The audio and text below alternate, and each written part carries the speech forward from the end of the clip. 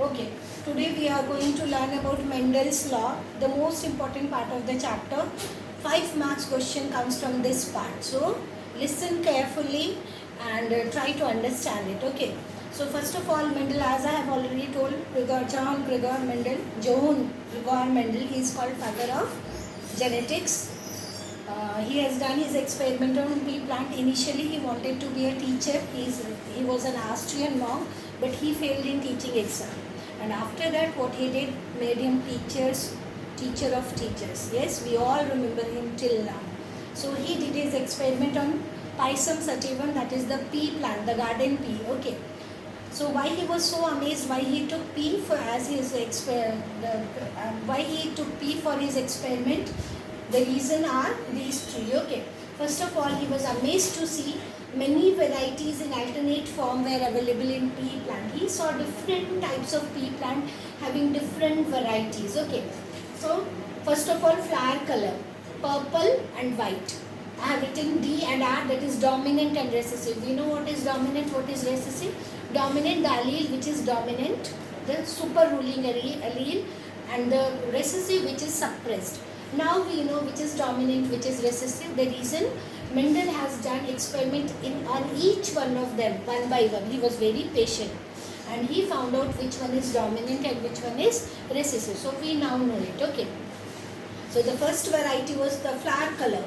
2 traits. Every character was present in the alternative traits. We know what are character, what are traits. So he saw 7 different traits. First of all, flower color, purple, which was dominant, white recessive. Seed color, yellow, green. Yellow dominant, green recessive. Seed shape, round and wrinkle. Round means full. Wrinkle means little less starch. When we go to market, we try to get the pea having big seeds. So the big one, that is the round one, dominant, and wrinkle one recessive. Pod color, green and yellow. Now see children, in pod color green is dominant, in seed color yellow is dominant. Now the pod shape means inflated. Inflated means fully filled with the pea seeds. And constricted like this. Okay, constricted. Inflated dominant, constricted recessive. Flower position, axillary and terminal. Axillary means axial, sides, axillary. And terminal means at the end, at the top. And plant, tall and dwarf. Tall and dwarf. Okay. Tall plant, short plant. So these were the 7 different type of characteristics. He has seen 7 traits which amazed him and he started his experiment on pea plant. Now the second reason was varieties in pure form that breed true. Now what do you mean by this pure form? That breed true. That breed true. Pure form means it was having so many different varieties, but he found some plants, like he did it for 20 generations. He took a tall plant and he just regrown that tall plant again and again for 20 generations, and he saw the tall plant is still tall.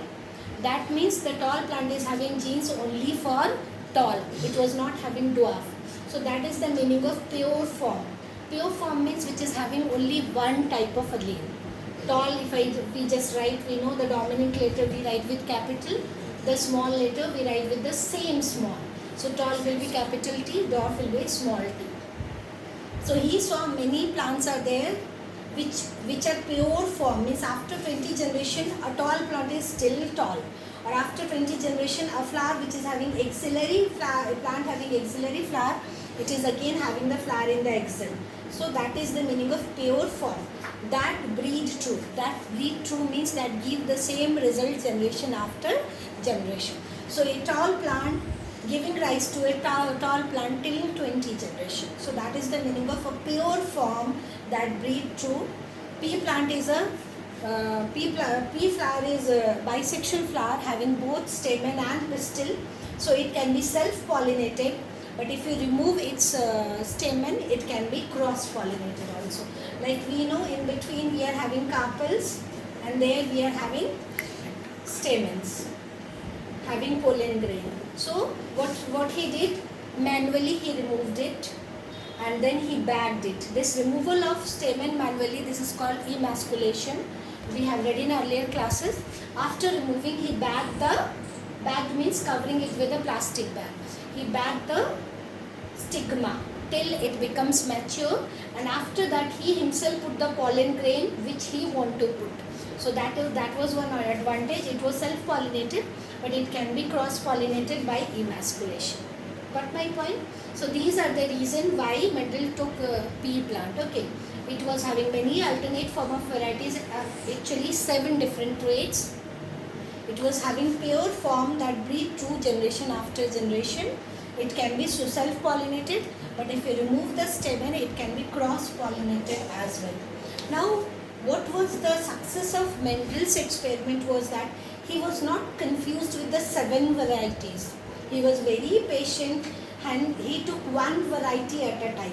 One variety at a time means he took a plant which is tall, another plant which is dwarf, and both the plants are having all other properties same.